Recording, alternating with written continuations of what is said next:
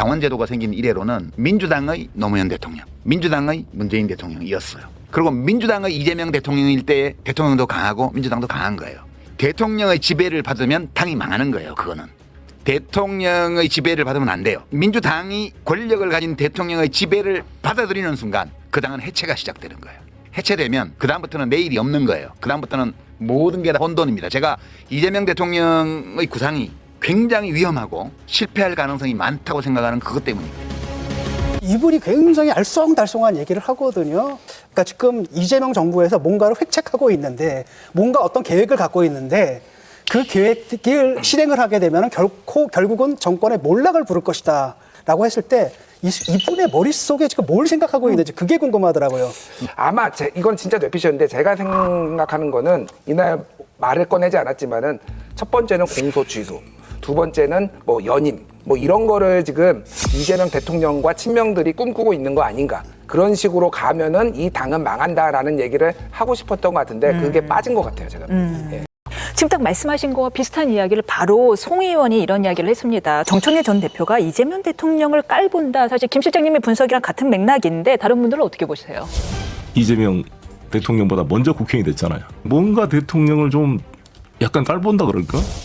깔본다까지는 잘 모르겠는데요. 일반적으로 당대표와 대통령의 관계에서 하지 않을 표현들을 좀 많이 하는 편입니다. 예를 들면은 속칭 이제 평가질을 하는데 우리 대통령 A급이야 뭐 이런 식으로 아니면은 월드 클래스 대통령 뭐 이런 얘기를 하는데 제가 이거를 조금 시점을 달리해서 만약에 과거에 윤석열 정부 시절에 한동훈 전 대표가 윤석열 전 대통령 향해서 우리 대통령 A급이야 뭐 이런 표현을 했다면 대단히 이상하게 느껴졌을 것 같거든요. 그러네요. 생각해보니까 예. 평가하는 것 자체가 이상하네요. 그 평가를 할 수 있는데 그 표현들도 좀 이상하고 그다음에 그 정청래 대표는 늘 동지라는 표현을 쓰고 그다음에 이제 출마를 하기 직전에도 나열을 합니다. 대통령 사진들을 이제 김대중 대통령, 노무현 대통령, 문재인 대통령, 그 밑에 이재명 대통령인데 이거를 수평으로 놔도 되는 거거든요. 보통 수평으로 놓거든요. 근데 그 대각선으로 놓는 거기에도 좀 의도가 담겼다고 볼 수밖에 없을 것 같아요.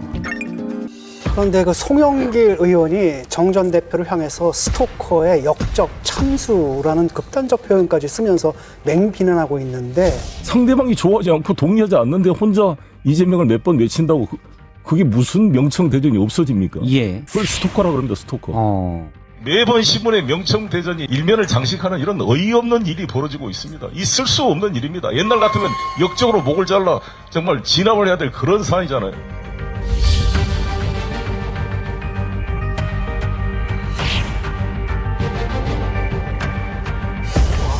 비판하는 건 좋은데 지금 언어 사용이 굉장히 극단적이에요. 왜 이렇게까지 하는 걸까요? 송영길 의원의 입에서 나온 얘기라고 생각 안 들고 저는 이 얘기를 친명들이 얘기를 해요. 송영길 대표가 그걸 듣고 그걸 옮기는 겁니다. 제가 알기로. 왜냐하면 제가 친명 의원들한테 다 듣는 얘기들이에요. 평상시에. 아니 그래도 송영길 대표 되면 그래도 상당한 거물이신데 옛날 같으면 역적으로 목을 잘라 진압해야 될 상황 이런 일단 표현은 구원이 조금 있으신 걸로 알고 있어요. 송영길 대표 시절에 정청래 당시 이제 의원이 이제 불교계 폄하 발언 비슷한 거 했다가 당시 이제 탈당을 권유했는데 정청래 의원이 이제 거부했다라는. 그리고 그 이후에 이제 송영길 의원과 조국 이제 전 대표가 같은 서울구치소에 있는데 조국 그 후보와 면회를 하고 송영길 의원은 뭐 만나지 않았다 뭐 이런 얘기들도 있고요. 그리고 또 하나 짚어야 되는 거는 송영길 의원이 원래 좀 거칩니다. 이제 예전에 뭐 한동훈 전 대표한테 뭐 어린 놈이 뭐 이런 얘기도 하고 뭐 그런 스타일까지 다 겹쳐진 게 아닌가 싶습니다. 그 불교계 봉익임선달 그때 이제 정청래 의원이 그 이제 문화재 관람료를 이제 멀찍이서 입구가 먼데도 불구하고 받는 거 가지고 이제 봉익임선달을 했다가 불교계에서 난리가 났었죠. 그때 대선을 앞두고 그래서 그때 이제 불교계가 요구했던 거는 정청래 탈당시켜라 이거여서 그때 송영길 대표가 고심을 엄청 했어요. 그러다가 그때 이재명 대선 후보에 굉장히 측근이 가가지고 간 겁니다. 그래서 좀 잠시 탈당했다가 다시 복당하면 어떻겠냐라고 했는데 그때 정청래 의원이 어떻게 했냐면은 페이스북에 올렸어요. 뭐라고 올렸냐면은 윤석열에는 윤핵관이 있고 여기는 명예관이 있다. 그래서 나를 지금 탈당을 권유를 하는데 나는 절대 이거 굴복 못한다. 이런 식으로 해가지고 송영길 대표도 뒤집어지고 이재명 후보도 뒤집어지고 다 뒤집어졌어요. 그래서 결국 탈당을 안 했는데 말씀하신 대로 이제 이 구원이 있기 때문에 저 정청래는 자기 정치하는 사람이야. 저 사람은 절대 믿을 수 없어. 이게 뿌리 깊게 지금 도도히 흐르고 있다. 한껏 뜨거워진 여권부터 한번 좀 볼까요? 민주당 전당대회를 앞두고 검찰 보안수사권 폐지를 둘러싼 지지층 세력 간의 대결이 거세지고 있습니다. 그런데 일부 의원들이 전면 폐지에 반기를 들고 나서면서 내부 기류가 상당히 달라지고 있다는데요. 민주당 홍기원 의원이 사회적 약자 보호와 국민 피해 축소가 적힌 형사소송법 개정안을 국회에 제출합니다. 검사의 수사 금지를 원칙으로 하되 성폭력과 스토킹, 사회적 약자 대상 범죄 등에 한해 보안 수사를 허용하는 내용입니다. 국민을 어떻게 더 보호할 것인가를 논의해야 합니다. 국민을 위한 최소한의 안정장치가 될 것입니다. 법안엔 법사위 소속 박균택, 김남희 의원과 친명 문진석 의원 등 11명이 이름을 올렸습니다. 성폭력이나 아동학대 문제나 장애인이나 이런 분야에 대해서 부족함이 있지 않을까 하는 일각의 우려들이 지금 있는 겁니다. 국민들의 목소리를 들어야 되지 않겠냐. 이런 그 분위기가 상당히 어제는 좀 지배적이었던 것 같습니다. 그럼에도 불구하고 이 보안수사권을 일종의 정치적 도구로 활용하려고 하는 그런 의원님들도 있어요. 당내에선 보안수사권 일부 존치안을 비롯해 피해자 이의제기권 신설 등 현실적 보완책을 담은 여러 법안이 논의되고 있는데 당 지도부는 다음 주 토론회와 정책 의총 등을 거쳐 수기를 이어가겠다고 했지만 당내에선 마냥 미룰 순 없는 사안인 만큼 최대한 신속하게 결론을 낼 것이란 기류도 있습니다. 보안 수사권 완전 폐지는 좀 어려워지는 상황으로 가고 있죠. 지금 민주당 내 그 법사위원이 그 10명이에요. 그러니까 18명 중에 민주당이 10명인데 일단은 소위는 그렇다 치더라도 법사위 통과 자체가 어려워지는 거예요. 그러니까 장윤기 그 사건으로 인해서 정청래 대표와 당 지도부가 계속 주장했던 그 보안 수사권 완전 폐지가 명분을 좀 상실하고 있는 중이죠. 그래서 지금은 국회를 통과하기가 좀 어려운 게 아니라라는 전망들이 좀 우세해지고 있는 상황입니다. 그러니까 이렇게 된 데에는 장윤기 사건이 좀 결정적인 영향을 미쳤어요. 그래서 여론의 흐름이 바뀌었고 특히 민주당 지지층의 흐름도 바뀌었다라는 걸 좀 설명을 드리면은 한국갤럽 여론조사에서 보안 수사권을 유지해야 한다는 응답이 61%, 전면 폐지 23%였습니다. 민주당 지지층에서 유지하자는 응답은 46%, 폐지 39%였습니다. 훨씬 많네요. 이게 그런데 한 달 전에 김어준 씨가 운영하는 여론조사 꽃에서 6월 11일에서 13일 조사를 한 게 있는데 그때 폐지가 40.1, 유지가 52.8로 물론 유지가 더 많았지만 폐지가 꽤 높았고 그런데 민주당 지지층에서는 그때 64.7%가 폐지해야 된다 했어. 그러면 반토막 난 겁니다 지금. 그러네요. 지지층에서. 그러니까 기가 막히게 이 여론 지형을 바뀐 거를 의원들이 알아차린 거예요. 저는 정치 인간 리트머스가 박지원 의원이라고 생각을 하거든요. 이분이 여론에 참 대단하신 분이에요. 84살, 5살인데도 항상 이 여론 지형이 어떻게 바뀌는지 당원들이 어떻게 바뀌는지를 기가 막히게 포착을 하는데 이분이 이번 주에 화요일까지만 해도 폐지해야 된다라고 하다가 수요일날 바뀌었어요. 사회적 약자, 청소년, 여성 성범죄, 장애인 이런 범죄에 대해서는 보안 수사권을 갖는 것이 옳다. 그래서 저도 수정했어요. 잘못하면 고쳐야죠. 이게 지금 당원들도 흔들리고 있다. 이런 사건 계속 벌어질 텐데 완전 폐지하면 민주당이 독박 쓰고 정권 내줄 수 있다. 이런 우려들이 커졌다라는 거죠. 이제 보안 수사권의 예외적 허용을 주장하는 민주당의 11명 의원들이 법안을 발의한 거잖아요. 민주당의 11명의 의원이 나왔다라고 평가를 할 수 있을 것 같고요.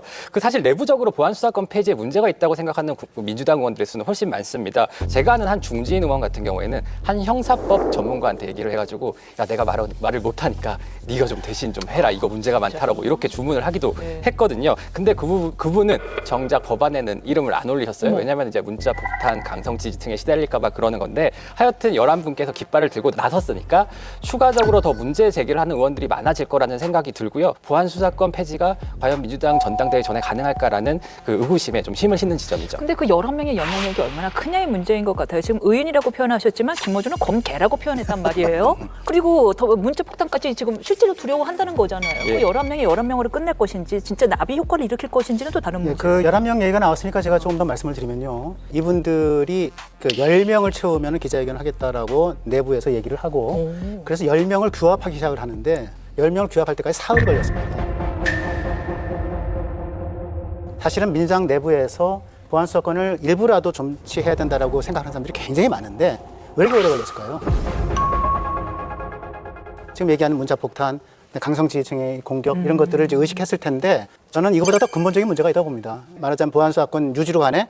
그러면 검찰 개혁은 이게 물 건너가네? 라고 하는 강성 지지층의 반발이 결국은 정청래 당대표 연임으로 이어지게 할 거다라고 하는 걱정이 있는 겁니다.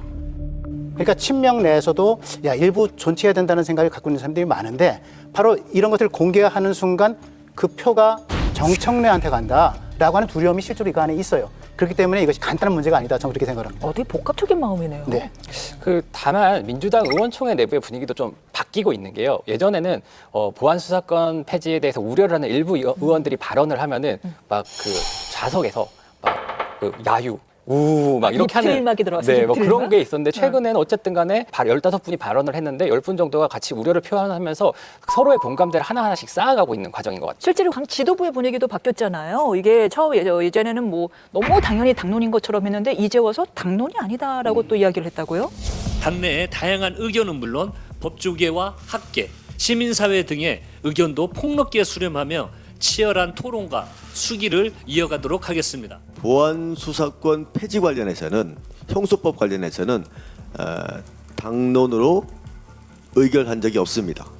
올해 3월 달에 당론으로 폐지를 결정했다라는 얘기를 했어요, 지도부에서. 그런데 지금은 이제 당직을 맡고 계신 분들이 이제 당론이 아니라고 했거든요. 정확하게 얘기를 하면은 당론은 이제 의결을 거쳐야지 당론인데 그거는 당론이 아닌 게 맞죠. 그래. 근데 그 3월 달만 해도 이거는 당연히 보안수사권 폐지까지 이어지는 게 검찰개혁의 종지부다라고 공감대가 있었기 때문에 당론이네 아니네 이거를 따질 이유도 없었던 그런 상황이라고 보면은 지금은 이제 수기를 더 해야 된다라는 쪽으로 이제 간 거예요. 변수는 전당대회가 아닐까요, 결국은? 11분. 이런 분들 보면 무슨 의인인 것 같이 보이지만 실질적으로 한 3개월 전, 4개월 전이면 똑같았거든요. 저는 굉장히 황당해요. 이런 걸 딱 보면 이렇게도 변하는구나 라고 했을 때 제 생각에는 투 트랙인 것 같아요. 일단 전당대회 치르기 위해서는 어떻게 되십니까? 이걸 갖다 무화해야 되거든요. 그러니까 김민석 후보도 사실은 보안 수사를 다 폐지해야 된다라고 하면서 정청래 후보와 이거 차별점을 없애버렸잖아요. 선거를 치러야 되는 겁니다. 근데 다른 한편으로는 이렇게 되면 국민들이 생각할 때는 이거 결국은 대통령의 뜻도 이거 아니야? 라고 또 오해할 수 있으니까 그 오해를 남겨두기 위해서 약간 11명의 의원들이 대통령의 심기를 갖다 정확하게 읽어내고 먼저 일찍 줄을 선 게 아닌가 이런 생각도 좀 들어요. 진짜 지금 좋은 말씀 주셨는데 어떻게 생각하세요? 왜 갑자기 이 11명은 바뀐 걸까요? 이제 그거를 이제 공개적으로 얘기할 수 있는 용기가 많이 부족했던 것 같고 이제 장윤기 사건으로 인해서 여론이 변화하면서 이제 용기를 내는 사람들이 하나둘 나타나고 있는 걸로 저는 보거든요. 저게 정확한 게 저도 이제 민주당 의원들 많이 만나잖아요. 몇몇을 빼놓고는 야 이거 문제 있다라고 다 얘기해요.